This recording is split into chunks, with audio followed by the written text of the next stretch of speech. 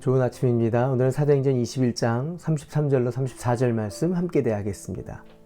천부장이 가까이 가서 바울을 체포하였다. 그리고 그는 부하들에게 쇠사슬 둘로 바울을 결박하라고 명령하고 그가 어떤 사람이며 또 무슨 일을 하였는지를 물었다. 그러나 무리 가운데서 사람들이 저마다 다른 소리를 질렀다. 천부장은 소란 때문에 사건의 진상을 알 수 없었으므로 바울을 병영 안으로 끌고 가라고 명령하였다. 사도 바울은 에베소 지역에서 작별 인사를 나눈 뒤에 여러 지역을 거쳐 문안하면서 결국 예루살렘에 도착하게 됩니다. 예루살렘 교회에 도착해서 성도들과 그간에 하나님이 하셨던 모든 일들을 나눕니다. 그러나 예루살렘 교회에 있는 성도들은 그 복음의 놀라운 일들을 함께 나누기보다는 오히려 예루살렘 지역에 있는 유대인들이 바울을 해할 것이라고 큰 염려에 빠지게 됩니다.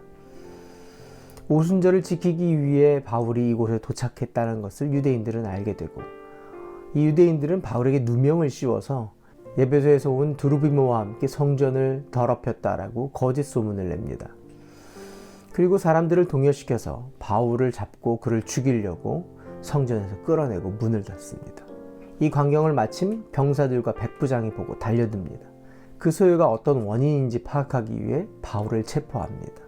천부장이 많은 사람들에게 묻자 사람들은 각기 저마다 다른 얘기를 합니다. 이에 천부장이 바울을 진영 안으로 데리고 가라고 명령하고 그 죽음 직전에 빠져 있었던 바울을 건져내게 됩니다. 오늘 본문을 보면 뜻밖의 손길이 바울을 지켜주고 있다는 것을 볼 수 있습니다. 주님의 손길이 붙들고 계시고 하나님의 계획이 이끌어 가시는 것을 보게 됩니다.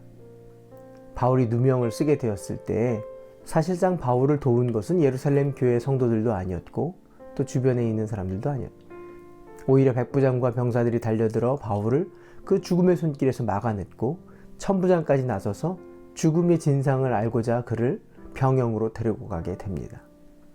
이 일은 아가보에게 성령이 말씀하신 대로 예언이 이루어진 것입니다. 결국 이 일 때문에 바울은 로마까지 안전하게 이송되게 됩니다.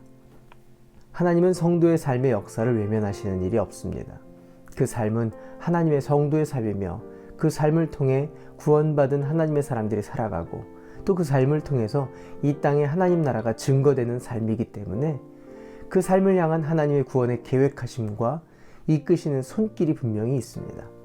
우리는 뜻밖의 손길로 이끌어내신다라고 생각하지만 결국 하나님의 뜻과 하나님의 손길로 이끌어 가시는 것을 보게 됩니다. 비록 바울이 예루살렘에서 홀로 싸우는 것 같지만 그를 지키시고 계획하시고 이끌어내시는 하나님의 손길이 있었습니다.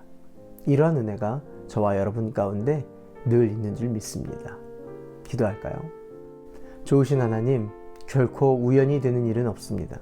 내가 생각하기에 뜻밖의 손길인 것 같지만 하나님의 뜻 안에 붙들고 계심을 알게 하여 주시옵소서. 예수님의 이름으로 기도합니다. 아멘.